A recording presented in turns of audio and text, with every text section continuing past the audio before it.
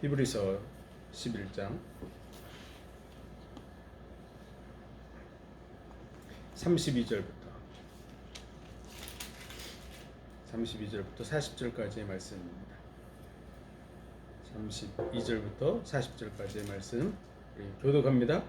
내가 무슨 말을 더하려? 기드온, 바락, 삼손, 입다와 다윗과 사무엘과 및 선지자들의 일을 말하려면 내게 시간이 부족하리로다.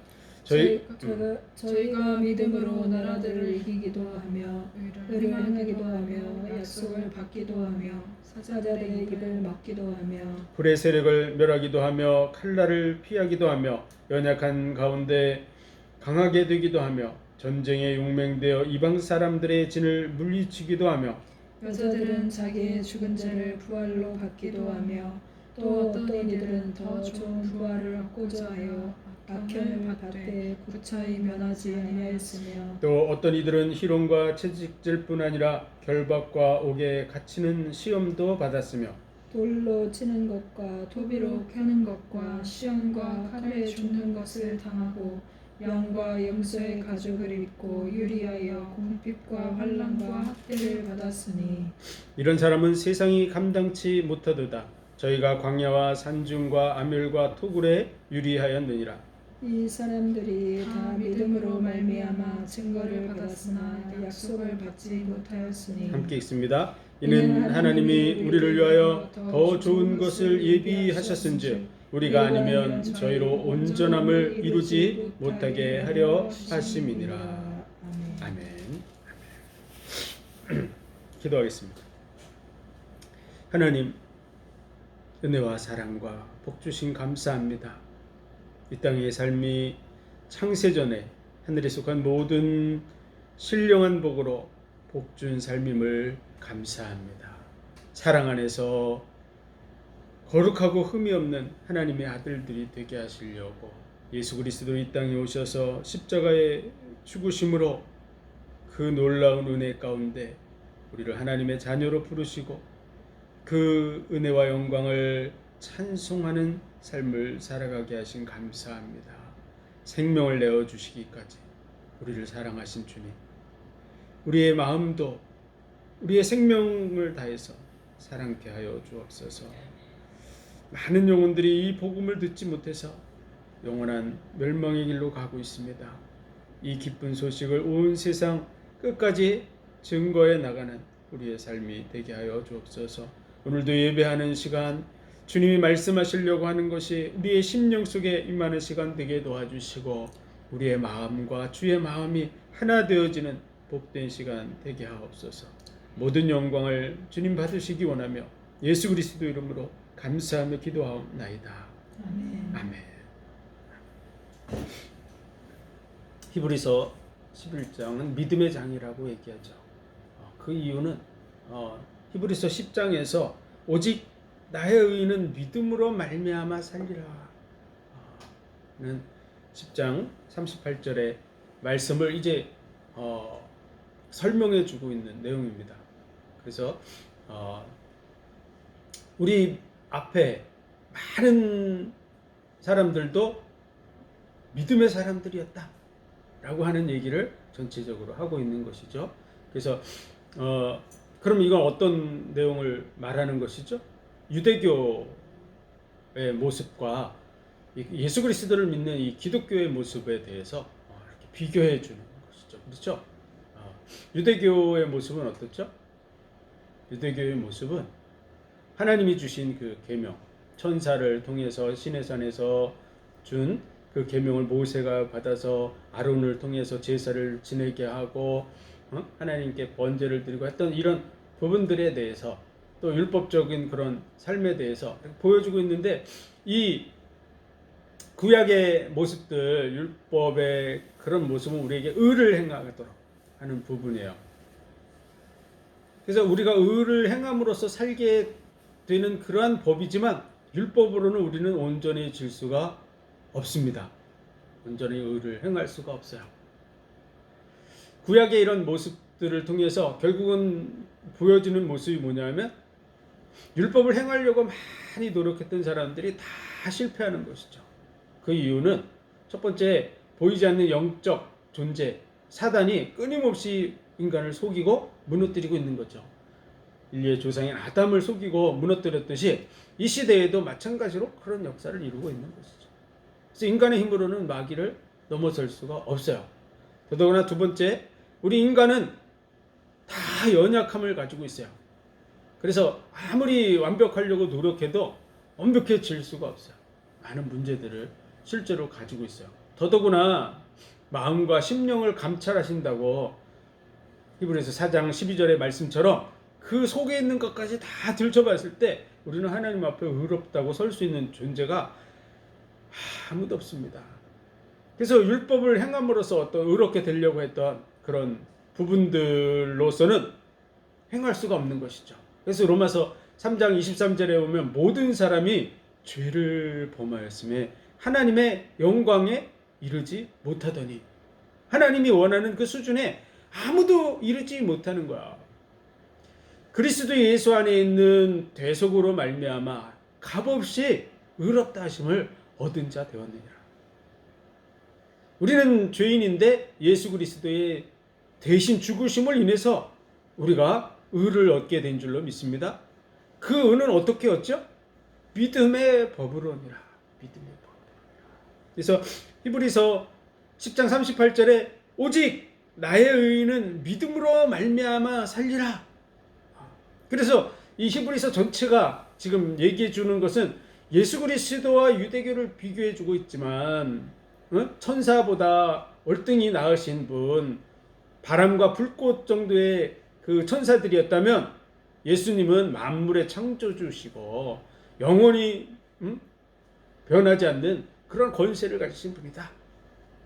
그리고 모세는 종으로 일했다면 예수님은 아들로 일하신 분이고 만물을 지으신 하나님이시다. 여호수아가 예표였다면 예수님은 실체이고, 그리고 아론과 그 레위 지파는 늘 자기 죄를 인한 제사를 드려야 하는 부족한 사람이지만 예수님은 멜기세덱의 반차를 따르는 영원한 제사장입니다. 양과 염소의 피가 능히 우리를 죄에서 구속할 수 없지만 예수 그리스도는 자기를 내어줌으로써 자기 피로 우리를 구속하신다. 그래서 그 예수 그리스도를 믿음으로 말미암아 의롭게 된다는 것입니다. 그래서 그 믿음에 대해서 이제 11장 쭉 설명하는데 오늘은 그 마지막 이제 그런 부분들입니다. 그래서 32절부터 우리 35절까지 읽습니다. 시작. 내가 무슨 말을 더하리요? 기드온, 바락, 삼손, 입다와 다윗과 사무엘과 미 선지자들의 일을 말하려면 내게 시간이 부족하리로다. 저희가 믿음으로 나라들을 이기기도 하며 의를 행하기도 하며 약속을 받기도 하며 사자들의 입을 막기도 하며 불의 세력을 멸하기도 하며 칼날을 피하기도 하며 연약한 자 가운데서 강하게 되기도 하며 전쟁에 용맹되어 이방 사람들의 진을 물리치기도 하며 여자들은 자기의 죽은 자를 부활로 받기도 하며 또 어떤 이들은 더 좋은 부활을 얻고자 하여 악형을 받되 구체히 면하지 아니하였으며. 내가 무슨 말을 더 하겠느냐? 믿음의 선배들이 쭉 이렇게 있다는 거야. 구약에 많은 사람들이 있었는데 그들도 무엇으로 살았다? 믿음으로 살았다는 거예요. 왜냐하면 인간의 힘과 방법과 노력으로는 할 수 없다는 것을 성경은 말해주고 있습니다. 그래서 이 구약의 모든 말씀은, 이 율법은 무슨 역할을 해요? 예수 그리스도에게로 인도하는 초등학문, 기초적으로 알아야 될 그런 부분이라고 할 수 있고, 몽학선생과 같다 그렇게 얘기하죠. 그렇죠? 몽학선생과 같은 거야. 그래서 궁극적으로 어디로 가야 돼요? 예수 그리스도에. 그래서 유대교로 돌아가려고 하는 것은 옳지 않다. 예수 그리스도를 믿는 그 믿음의 자리에 서야 된다라고 말씀하고 있습니다. 왜 믿음이 중요하다 그랬죠? 믿음은 모든 관계를 이루는 기초예요. 기초. 믿음이 기초가 딱 안 되면 그 어떤 것도 받아들일 수 없어요. 아무리 좋은 것을 얘기해도 그 사람이 말하는 것을 의심하는데 어떻게 그걸 받아들이겠어요? 그 사람을 의심하고 그 말을 의심하고 그러면 아무리 좋은 것도 이루어질 수가 없어요. 아무리 사랑한다 그래도 다 거짓말로 들리는 거죠. 그렇죠? 지난번에도 말씀드렸듯이 진짜 금을 가지고 100% 금을 가지고 이게 금이라고 얘기해도 금이라고 생각 안 해요. 믿음이 기초가 안 되면 아무 소용이 없는 거예요. 하나님이 인간에 대해서 아무리 좋은 말씀을 하셔도 하나님을 믿는 믿음이 없으면 그분과 하나가 될 수가 없어요. 사람은 사람을 속일 수 있을지 모르지만 하나님을 속일 수가 없어요. 그래서 하나님을 믿는 온전한 믿음이 없다. 그러면 하나님과 관계가 이루어질 수 없습니다. 왜냐하면 하나님은 아시잖아요, 그 속을. 사람은 속아가지고 이렇게 관계가 시작될 수도 있지만 하나님은 인간에게 속지 않는다 그 말이에요. 그래서 하나님을 믿는 믿음이 하나님과의 관계를 이루는데 기초가 되는 거예요. 그래서 믿음, 소망, 사랑 이 세 가지는 항상 있을 것인데 그 중에 제일은 사랑이라. 사랑을 말씀하고 싶으세요, 하나님은. 그런데 그게 이루어지려면 기초가 뭐가 돼야 돼요? 온전한 믿음이 있어야 돼요. 하나님에 대한 믿음. 믿음의 선진들은 하나님에 대한 믿음이 있었어요. 그 약속을 그대로 이루실 줄로 믿었어요. 처음부터 그런 믿음을 가질 수 있나요? 안 그래요. 다 누구나 다 똑같아요. 사람이 사람을 만나도 처음부터 그 사람에 대한 믿음을 가질 수 있습니까? 없습니까? 없어요. 그 사람과의 관계를 지속하고 그 사람에 대한 정보들을 알게 되고 그러면서 이 사람은 참 신실한 사람이구나 이렇게 점차 알아가게 됩니다. 그렇죠? 그런 것에 중요한 역할을 하는 게 뭐냐면 약속을 잘 지키는 거예요. 약속을 잘 이행하는 것이죠. 그래서 은행에서도 이 사람의 신용도, 신용이라는 믿을 신자잖아요. 그 신용도를 체크할 때도 이 사람이 얼만큼 은행과의 약속을 잘 이행했는가 라는 것을 체크해서 그 사람의 신용도를 평가하죠. 그런 것처럼 하나님께서 인간을 향해서 하나님을 믿을 수 있는 근거를 주셨어요. 그게 뭐냐면 그게 뭐죠? 그게 바로 약속이에요. 약속. 성경은 하나님의 약속으로 구성된 책이에요. 그래서 우리가 구약, 신약 그러잖아요. 하나님이 인간에게 한 옛 약속, 그리고 하나님이 인간에게 한 새로운 약속. 사람과 사람 간의 약속을 적어놓은 것이 아니라 하나님이 인간에게 약속을 하시고 그 약속을 누가 시행하세요? 하나님이 역사 속에서 시행해 나가는 것을 계속 보여주는 것이죠. 그래서 그 약속을 붙든 사람은 그 약속대로 이루어지는 것을 보게 되고 그 약속들을 대적했던 사람들은 그 대적한 결과에 대한 약속들을 받는 모습을 구약에서 보는 거예요. 구약의 말씀들을 보면 그게 계속 이어져요. 더더구나 구약은 하나님의 의를 나타내는 것입니다. 의로우신 하나님, 공의의 하나님의 그런 모습을 보여주고 있어요.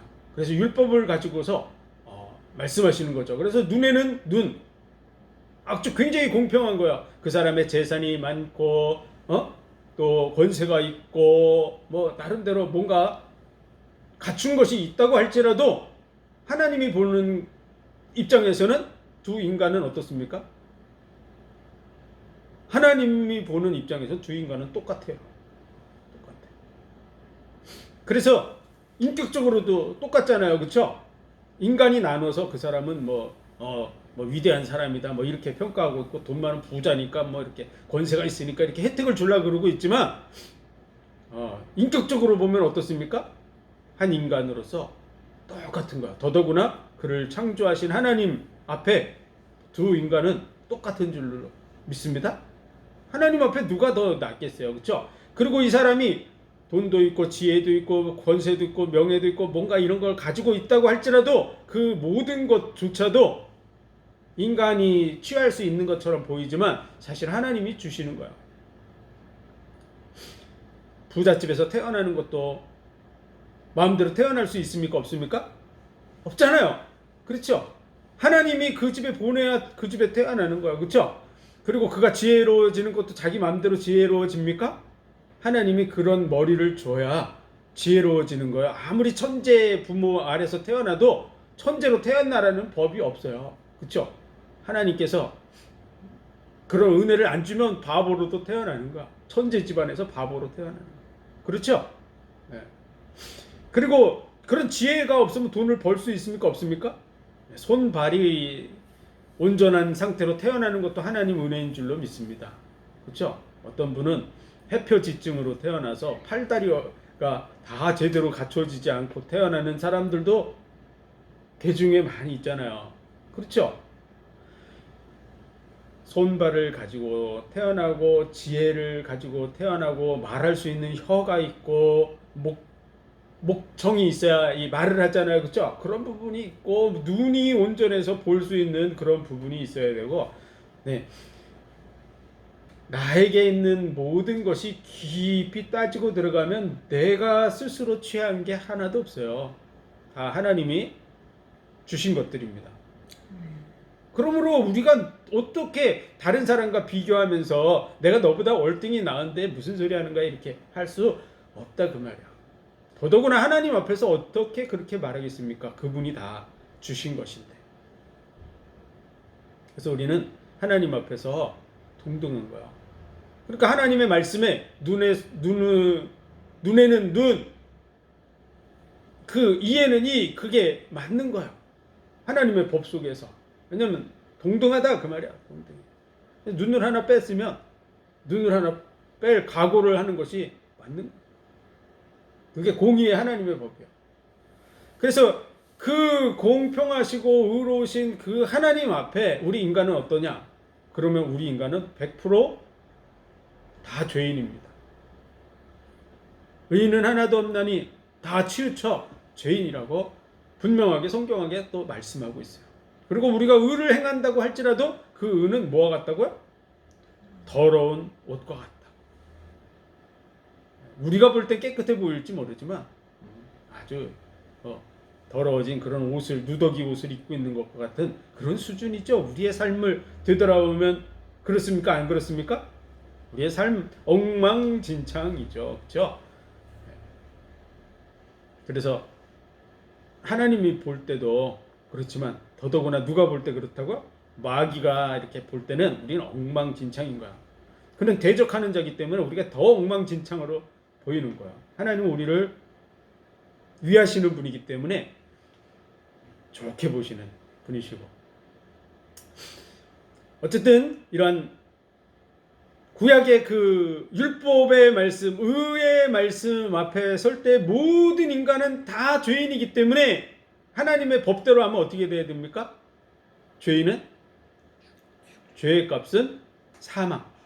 한 사람도 살 사람이 없어요. 그래서 구약에 하나님께서 그들을 징계하시고 멸하시고 하는 이런 모습들이 많이 나타나는데 그거에 대해서 불평할 수 있는 사람은 아무도 없어요. 왜냐하면 다 자기의 죄값을 받아야 돼요. 100% 다 싹 쓸어버려야 되지만 하나님께서 은혜를 베풀어 주신 줄 믿습니다. 그 은혜를 베푸는 것은 누구의 권한이죠? 은혜를 베풀어 주시는 그분의 권한인 줄로 믿습니다. 다 쓸어버려야 되는데 은혜를 베풀어 준 거에 대해서 불만을 품으면 되겠어요? 그거에 대해서 뭐라고 할 자격이 전혀 없어요. 왜냐하면 자기는 자기 죄값에 의해서 죽는 거야. 그렇죠? 다른 사람의 눈을 뺐는데 내 눈 빼는 부분에 대해서 당연한 거야. 그렇죠?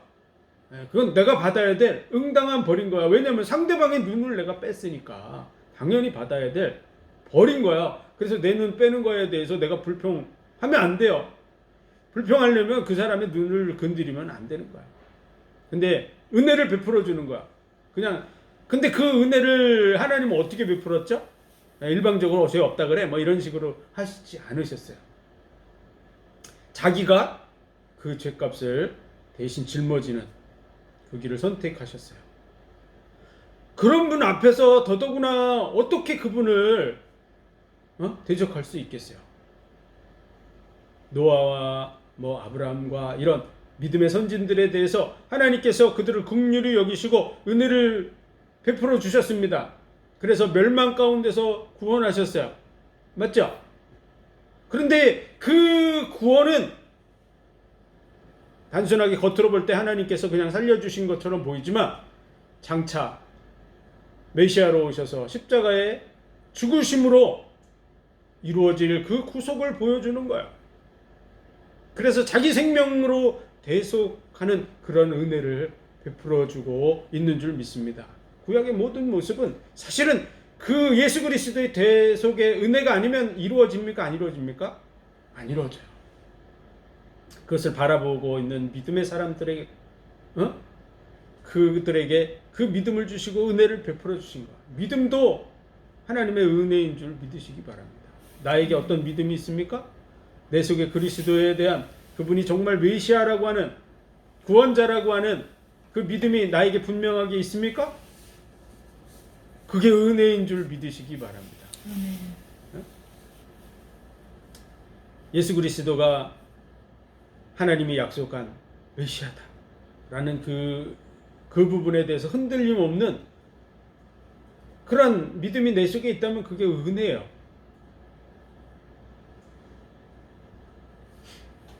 어쨌든 나의 나된 것은 하나님의 은혜라고 하는 바울의 그 고백은 사실입니다.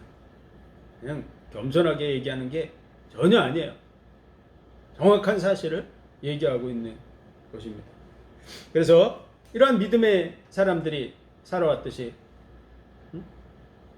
많은 믿음의 사람들이 있는데 기도원, 바락, 삼손, 입다, 다윗과 사무엘, 미 선지자들 이런 구약의 많은 믿음의 사람들이 있었다 그 말이야. 그래서 그들이 뭘 믿었어요? 하나님의 약속을 믿었어요. 말씀하신 그 하나님을 믿었어요. 그 말씀을 믿는다는 것은 그분을 믿는다는 거야.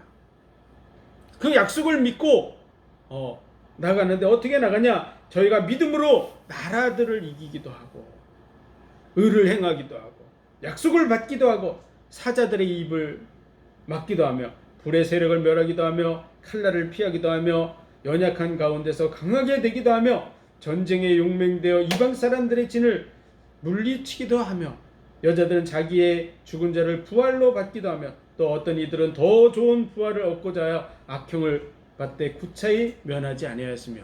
믿음의 사람들의 형태를 보면 믿음으로 모든 것을 이겨 나라들을 이기기도 하고 성을 빼앗기도 하고 이런 일들이 많이 구약에 이루어졌죠. 그렇죠? 네, 그래 기도원, 바락, 삼손 이런 사람들이 삼손이 믿음으로 그 우상 성전을 이렇게 무너뜨리기도 하잖아요. 잡아당겨서. 인간적으로는 불가능한 일들을 이루었다 그 말이에요. 약속을 받기도 하고.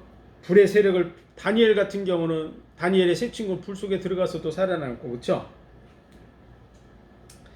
이런 일들을 이루어냈는데 이렇게 긍정적인 봤을 때 믿음의 사람들이 기도해서 남들이 하지 못하는 그런 하나님의 응답을 받기도 하지만 반대로 오늘 말씀에도 이렇게 했지만 더 좋은 부활을 얻고자 하여 악형을 받되 구차히 면하지 아니하였으며 반대의 길도 걸어간 거야. 우리 36절부터 38절까지 같이 읽습니다. 시작. 또 어떤 이들은 희롱과 채찍질 뿐 아니라 결박과 옥에 갇히는 시험도 받았으며 돌로 치는 것과 톱으로 펴는 것과 시험과 칼에 죽는 것을 당하고 양과 염소의 가죽을 입고 유리하여 궁핍과 환난과 학대를 받았으니 이런 사람은 세상이 감당치 못하도다. 저희가 광야와 산중과 암열과 토굴에 유리하였느니라. 아멘. 믿음을 가지고 있으면 다 잘 된다 라고 되어 있습니까?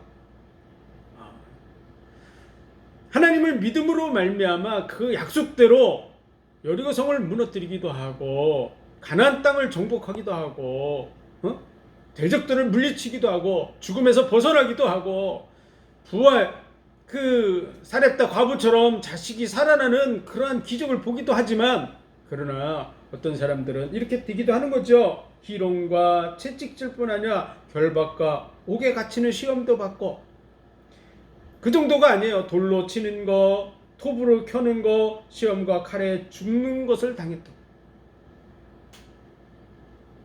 그렇습니까? 기독교의 역사를 보세요. 믿음의 사람들은 다 잘 됐다고 안 돼 있어요. 기독교 2000년 역사 속에서 그리스도인들은 정말 순교의 길을 걸어갔어요. 대략적으로 어느 정도가 죽었냐 그러면 약 5천만 명 정도의 그리스도인들이 순교했어요. 5천만 명이 적은가요? 어마어마한 숫자가 죽은 거예요. 그보다 더 많은 사람들이 아직 기록되진 않았지만 공산주의에 의해서 죽은 그리스도인의 숫자만 해도 아마 몇 천만 명은 될 수도 있을 거예요.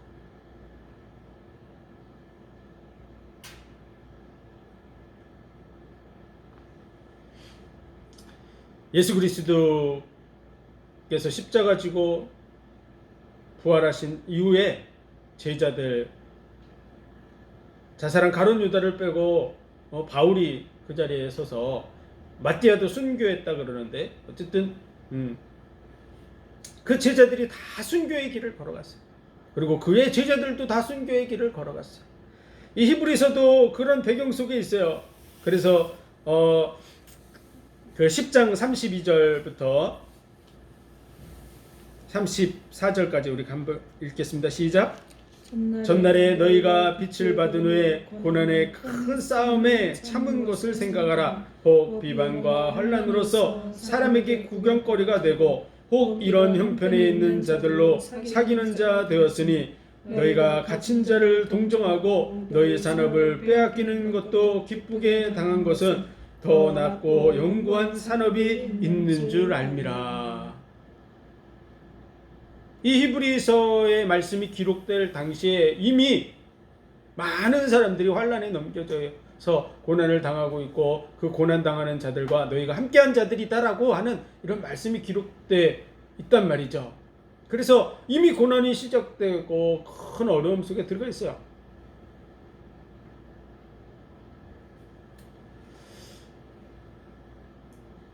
(250년의) 세월 속에서 10명의 황제들, 로마의 황제라고 하는 건 대단한 거예요. 그 권세가. 미국이라는 나라가 크잖아요. 러시아도 크죠. 그런데 로마는 여러 개 나라를 다 지배해서 정말 러시아만큼의 땅을 차지하고 있는 그런 나라예요. 그런 나라의 황제는 정말 대단한 거야. 그 권세가. 근데 그 황제가 기독교인들을 대대적으로 핍박을 했어요. 어느 정도 핍박했냐? 그러면 정말 씨를 말리려고 하는 그런 계획을 가지고 핍박을 한 거죠. 그래서 그리스도인들을 잡으면 로마 시민권을 가지지 않은 사람들은 그 자리에서 즉결해서 재판 없이 죽였다고 이렇게 말하고 있고요. 로마 시민권을 가진 사람은 로마 시민권을 가지고 있어도 재판 없이 그렇게 사형에 처했기 때문에 그 부분에 대해서 항소하고 있는 그러한 서류들이 남아 있어요. 왜 기독교인들은 재판을 받지 않게 합니까? 이렇게. 성경에는 바울이 그 가이사에게 상소하겠다고 해서 가이사 앞으로 가는 것까지 기록돼 있지만 그 이후에 기독교를 핍박할 때는 전혀 재판 없이, 그러니까 로마 시민권 없는 사람은 그 자리에서 산채로 개에게 뜯어먹히기도 하고 그렇게 했다 그래요. 그러나 시민권을 가지고 있으면 죽여서 뜯어먹게 하고 그런 정도로 아주 극심한, 그래서 땅속으로 다 들어갈 수밖에 없는, 그게 기독교의 역사예요. 그럼 그 기독교의 역사가 다 끝났나요? 아닙니다. 콘스탄틴 황제가 기독교를 공인한 이후에도 1517년이 되기까지 1200년 동안 카톨릭에 의해서 기독교는 철저하게 말살됐어요. 그래서 정말 하나님의 말씀, 성경 중심으로 서려고 했던 그리스도인들은 철저히 말살됐다. 성경을 읽으면 마녀 사냥을 하듯이 죽였어요. 그럼 1517년부터 평화가 왔습니까?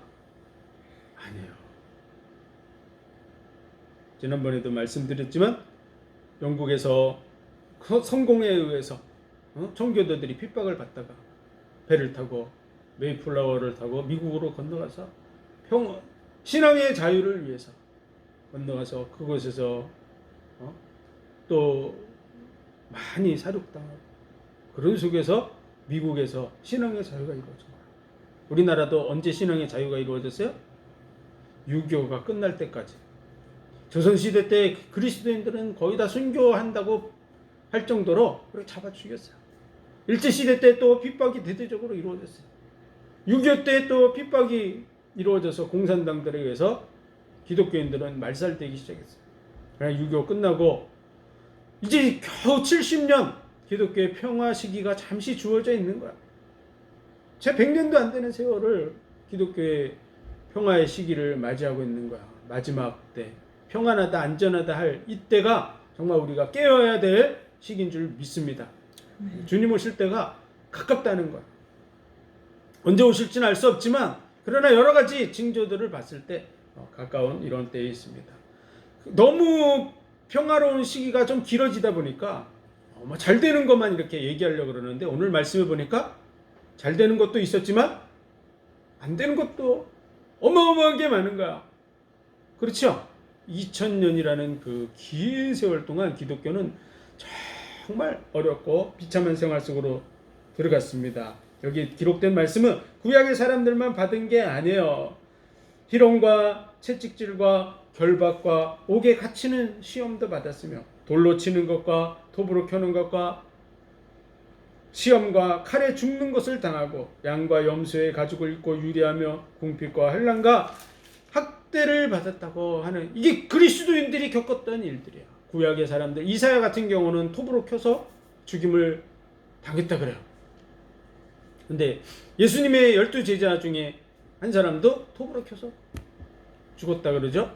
그런데 기독교의 역사 속에서 그런 그리스도인이기 때문에 톱으로 켜서 죽은 사람들도 있고 불에 이렇게 구워서 죽은 사람도 있고 별의별 정말 악형들을 다 받았어요.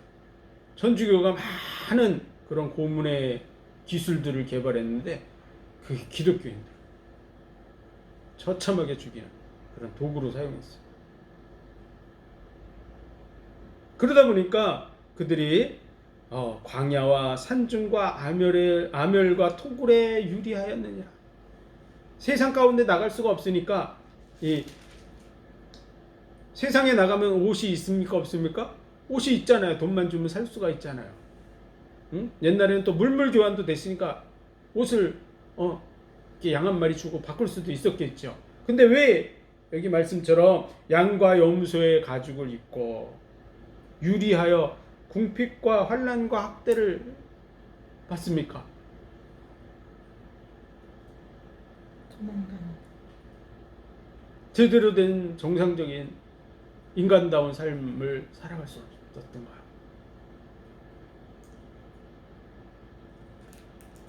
그러다 보니까 광야로 아무것도 없는 광야로 산중으로 이게 지금 도망다니는 모습이죠. 아멸은 뭐죠?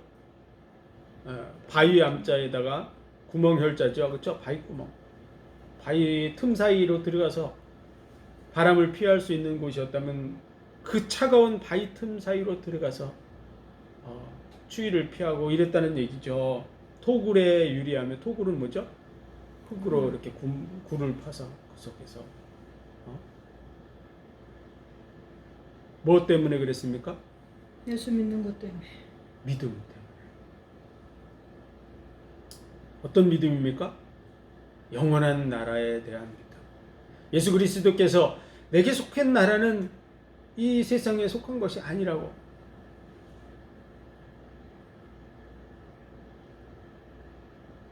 우리의 나라도 마찬가지인 줄로 믿습니다. 잠시 사는, 잠시 지나가는 이 나그네 인생 속에서 우리는 무엇을 바라보고 있어요? 영혼을 바라보고 가는 거예요. 이 땅에 많은 고난의 길이 있습니다. 너에게 많은 고난이 있으리니 너희는 생각할지니라. 이 고난은 하나님의 본심이 아니로다. 하나님의 본심이 아니에요. 하나님의 선하심과 이 악한 자들의 그 악에 대해서 우리를 경험하게 하는 거야. 그리고 하나님은 우리를 위해서 완벽한 나라를 준비하고 계세요. 썩거나 쇠하거나 애통하는 것이나 곡하는 것 자체가 존재하지 않는 영원한 나라, 완벽한 나라. 이 세상에도 부족한 것이 없어요. 있을 건 다 있어요. 근데 완전하지 않아요. 99.999%의 금은 있어도 100%짜리는 없어요. 그러나 하나님의 나라에 100%짜리 정금이 존재하는 100%짜리 세계 속으로 우리를 인도하고 영원한 삶을 살아가게 하려고 하는 계획 속에서 잠시 나그네 길을 걷게 하는 줄 믿습니다. 그래서 이스라엘 백성들을 애굽에 집어넣어서 종이 되게 하고 그리고 그곳에서부터 불러내시면서 하나님이 이렇게 말씀하신 거예요. 너희가 과거에 애굽에서 종되었던 때를 생각하라. 우리가 이 땅의 삶을 잠시 지나가는 이 고난의 과정의 삶을 통해서 영혼 속에서 되돌아보게 하는 그런 의미를 담고 있는 거예요. 그래서 하나님이 주시는 영원한 복이 얼마나 귀중하고 정말 영원히 감사할 조건인가를 확실하게 알게 하는 그런 삶의 길이야, 이 세상. 그래서 잠시 고난의 삶을 살아가고 있지만 믿음의 사람들은 그 하나님의 계획 속에서 잠시 육신적으로는 감당할 수 없는 고통을 당하지만 영혼을 바라보고 악형을 면하기보다 그 악형을 받는 쪽을 선택하는 그 길을 걸어갔습니다. 그래서 순교자가 5천만 명 이상 난 거죠. 무엇 때문에 그렇다고요? 믿음 때문에. 믿음 때문에. 예수 그리스도를 통해서 주어진 영원한 나라에 대한 확실한 믿음이 있었어요. 이 세상의 삶을 다 버린다고 할지라도 하나님의 약속은 변하지 않고 그 나라는 영원하다고 하는 그리고 그 영원한 사랑 속에 거해야 된다는 확실한 믿음이 있었어요. 그런 사람은 오늘 38절처럼 같이 읽어보겠습니다. 시작. 이런 사람은 세상이 감당치 못하는도다. 아멘. 이런 사람은 세상이 감당할 수 없는 거야. 왜냐하면 자기의 생명을 이미 다 내어놓은 줄 믿습니다. 세상 부귀 영화 잘되고 이런 거에 휘둘리는 게 아니에요. 이미 그 차원을 넘어섰어요. 그게 우리의 믿음의 선배들의 길이었는 줄 믿습니다. 우리도 그 믿음을 확고하게 가지고 있어야 돼요. 그런 믿음이 우리에게 있는 줄 믿습니다. 39절 40절 같이 읽겠습니다. 시작. 이 사람들은 다 믿음으로 말미암아 증거를 받았으나 약속을 받지 못하였으니 이는 하나님이 우리를 위하여 더 좋은 것을 예비하셨은즉 우리가 아니면 저희로 온전함을 이루지 못하게 하려 하심이니라. 아멘. 이 사람들이 다 믿음으로 말미암아 증거를 받았으나 하나님이 말씀으로 이렇게 증거를 해주신 거죠. 약속을 주셔서 그러나 그 약속이 이루어지는 것을 보지 못한 거예요. 그 약속은 무엇이었을까요? 예수 그리스도를 통해서 우리의 죄를 대속하시고 영원한 나라를 기업으로 줄 그 약속. 그래서 아브라함이 가나안 땅에 가서 방황하면서 삶을 살고 그 땅을 차지하는 거 못 봤지만 그러나 그는 그 땅을 바라본 것이 아니라 영원한 나라를 바라봤다고 말씀하고 있는 거야. 눈에 보이는 그 땅이 아니야. 영원한 나라를 바라보고 믿음으로 걸어간 줄 믿습니다. 그래서 그 영원한 나라의 약속을 받지 못했어요. 그리고 예수 그리스도를 통해서 그 대속의 은혜가 실제로 이루어지는 것을 보지 못했어요. 근데 예수 그리스도께서 오셔서 십자가에 죽으시고 부활하심으로 말미암아 그 제자들은 그 약속이 성취되는 걸 본 줄로 믿습니다. 그래서 40절 이는 하나님이 우리를 위하여 더 좋은 것을 예비하셨은지 그 믿음의 사람들은 예표를 바라본 거야. 예표를 바라. 근데 그거보다 더 좋은 것을 하나님이 준비하셨는데 메시아가 직접 오신 거야. 천지를 창조하신 그 하나님이 육신을 입고 이 땅에 오신 거야. 말씀이 육신이 되어서 우리 가운데 오셨습니다. 그리고 우리가 당해야 되는 그 고난에 동참하셨어요. 히브리서 2장에서 우리가 살펴봤죠. 낮아지셔서 우리와 같이 되셨는데 왜 그렇게 낮아지셨냐? 우리를 형제라 부르시기 위해서, 아브라함의 후손을 붙들어 주시기 위해서, 믿음의 사람들을 붙들어 주시려고, 죽기를 무서워함으로 종로로 타는 자들을 놓아주시려고. 그래서 가장 가난한 그런 가정에 태어나는 거야. 태어날 때도 정상적인 그런 출산이라면 어떻게 하겠어요? 아무리 가난한 집이라도 아기가 태어나려고 그러면 어떻게 하겠어요? 깔끔하게. 대충이라도 뭔가 아기에게 그 문제가 안 생기도록 깔끔하게 이렇게 해놓으려고 그러지 않겠어요? 그리고 막 수의사를 해놓고서 이렇게 아기를 태어나게 하겠죠. 최대한 자기가 할 수 있는 수준에서. 그런데 예수님이 태어날 때는 가이사하고 수도 황제에 의해서 호정령이 내려져서 전국에 그냥 막 전 국민이 다 왔다리 갔다리 할 정도로 이렇게 들썩들썩 하는 속에서 베들레헴까지 갔는데 뭐라고 표현되어 있죠? 사관이 없다는 거예요. 묵을 여관이 없어요. 그래서 임신한 그 요셉이 가서 얘기했겠죠. 그렇죠? 아기가 태어나려고 그러니까 뭔가 이렇게 자리를 좀 달라고 했더니 자리가 없어가지고 밀려가지고 그럼 마구간에라도 가서 이렇게 되지 않았겠어요? 마구간 깨끗합니까? 안 깨끗합니까? 안 깨끗하잖아요. 마구간. 저희는 어렸을 때 이렇게 마구간을 이렇게 가끔 치워야 됐어요. 왜냐하면 안 치우면 너무 많이 쌓이니까. 왜냐하면 소 뭐 이런 것들은 화장실 구별해서 갑니까? 안 갑니까? 안 가잖아요. 그 자리에서 일을 본단 말이에요. 묶여 있으니까. 거의 다 그런 거야. 어쨌든 밖은 아마도 춥든지 더웠든지 확실히 모르지만 밖에서 아기를 낳기는 좀 문제가 됐었던 것 같아요. 그래서 뭔가 이렇게 바람을 피할 수 있는 그런 곳으로 마구간을 얘기했겠죠. 마구간, 말구유가 뭐죠? 구유는 말먹이를 주는 그 통이에요. 통. 우리도 어렸을 때 그런 통을 사용했었는데 집에서 우리가 밥그릇 닦듯이 그렇게 깨끗하게 안 닦아요. 대충 닦죠. 물론 닦긴 닦지만 대충 닦죠. 더더구나 이스라엘은 물이 풍부합니까? 풍부하지 않아요. 그렇지 않은 나라의 마구간에서 예수님은 태어나서 말구유에 누릴 수밖에 없었어요. 그리고 가난을 많이 겪었고 질고를 하는 자라고. 우리보다 더 많이 상했다고. 사람들이 놀랄 정도로 상했다고 이사야 52장에 53장에 그렇게 말씀하고 있어요. 마른 땅에서 나온 연한 순같이. 그 이유는 바로 우리와 함께 하시려고 낮아지신 줄 믿습니다.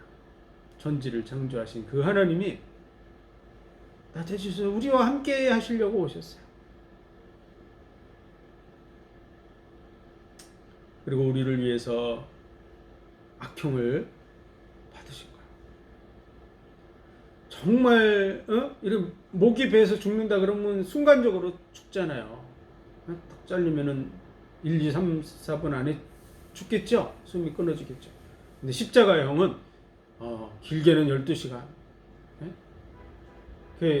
예수님은 너무 많은 채찍을 맞으시고 그래서 6시간 반 만에 돌아가시는데 시편 22편에 보면 내 혀가 이틀에 붙었나이다. 그리고 내가 내 뼈를 세울 수 있나이다. 이런 표현들이 있는데 십자가에 매달리면 그런 고통을 당하는 거예요. 우리가 이렇게 팔을 1시간만 들고 있어도 어떻게 됩니까? 팔이 떨어지는 것 같다 그러잖아요. 그렇죠? 팔이 떨어지는 것 같아요. 1시간만 들고 있어요. 1시간이 뭐예요? 근데 6시간 반을 이렇게 들고 있으라 그래도 이게 엄청난 형벌인데, 이게 팔이 이렇게 매달려 있어요. 이렇게. 더더구나 잡고 있는 것이 아니고 이게 못에 박혀가지고. 그럼 어떻게 되죠? 몸이 처지면서 1시간, 2시간이 지나면 이제 이게 빠지기 시작합니다. 마디마디가 팔이 늘어져가지고 빠지는 거예요.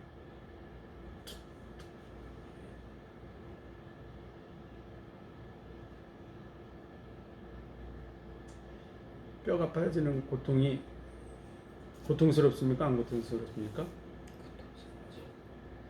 그래서 뼈가 빠지게 일했다는 말을 그래서 하는 거야. 뼈가 빠지는 그 고통이 엄청 고통스러워. 예전에 한번 팔이 빠져봤는데 진짜 막 악소리도 못할 정도로 아파.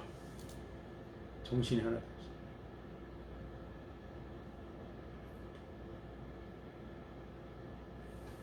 온 몸이 다 늘어지면서 뼈 마디마디가 다 빠지는 이런 고통을 겪는 것이 그 십자가형이에요.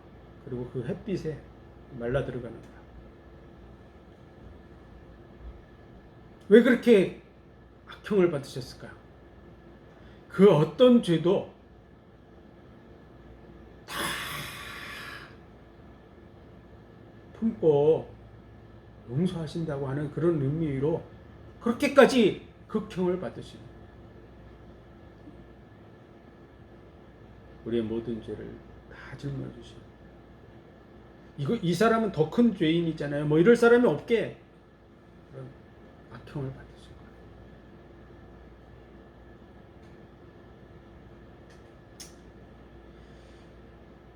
그 메시아의 증인들이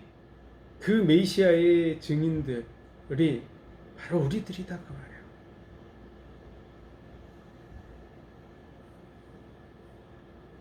그 얘기를 하고 있는 것이 40절에 이는 하나님이 우리를 위하여 더 좋은 것을 예비하셨는데 그게 바로 예수 그리스도께서 이 땅에 오셔서 십자가에 죽으시고 부활하시고 승천하신 것을 보고 그 증인이에요. 그 은혜가 임한 거야. 우리가 아니면 저희로 온전함을 이루지 못하게 하려 함이라. 이 복음의 증인으로 우리를 세워서 바로 당신들이 기다렸던 그 메시아를 우리가 봤다. 이 예수 그리스도를 믿음으로 영원한 나라에 들어가게 된다. 이 복음을 전하는 자로 제자들을 세운 줄 믿습니다. 그래서 제자들이 어떤 걸 온전케 한 게 아니에요. 이 메시아의 언약을 증거하는 자로 세운 줄 믿습니다. 구약의 사람들이 그 예표를 보고 증거했다면 제자들은 그 사실을 확인하고 증거하는 자. 우리도 그 믿음 위에 서 있는 줄 믿습니다. 그래서 예수 그리스도를 바라보게 하는 거예요. 제자들, 복음 전하는 자들은 뭘 전하는 것이죠? 예수 그리스도와 그 십자가 죽으심과 부활, 승천하심에 대해서 우리는 그 증인이 되어야 될 줄로 믿습니다. 그래서 너희가 성령을 받으면 사마리아, 예루살렘과 온 유대와 사마리아와 땅끝까지 이르러 내 증인이 되리라. 뭐 얘기할 게 뭐 있겠어요? 예수님이 이루신 그 은혜를 생각하면 내가 한 게 뭐가 증거할 게 되겠어요? 내가 이렇게 기도를 많이 했더니 응답을 이만큼 받고 뭐 그런 내 자랑할 게 아무것도 없어요. 천지만물을 창조하신 하나님이 이 땅에 오신 것 자체도 어마어마한 일이에요. 정말 세상이 깜짝 놀랄 일이죠.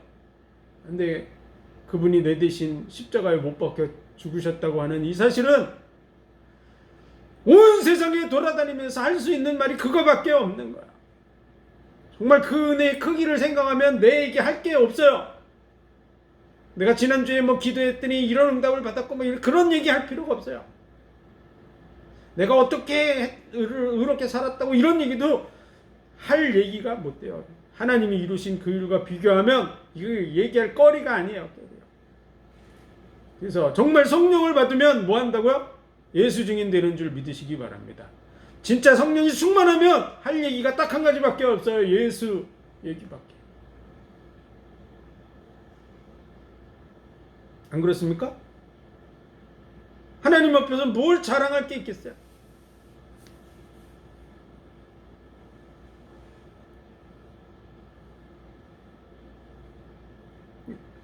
내 증인이 되리라. 성령을 받으면 예루살렘에서도 내 증인, 사마리아에서도 내 증인, 땅끝까지 가서도 내 증인이 되리라고 말하고 있는 거예요. 이게 성령 충만이에요. 성령 충만. 성령 충만을 오해하고 있는 사람들도 많아요. 뭐 의롭게 살고 뭐 이렇게 막 대단하게 살고 이런 것이 성령 충만이라고 생각할 수도 있는데 그게 아니고 예수 증인 돼서 많은 사람으로 하여금 예수님을 알게 만들어 주는 거야. 그래서 하나님의 마음을 자녀들에게 전달해 주고 자녀들의 그 마음을 하나님께로 향할 수 있도록 만들어 주는 그 역할을 하는 사람이 정말 성령 충만한 사람. 그러려면 예수 증인 돼야 돼.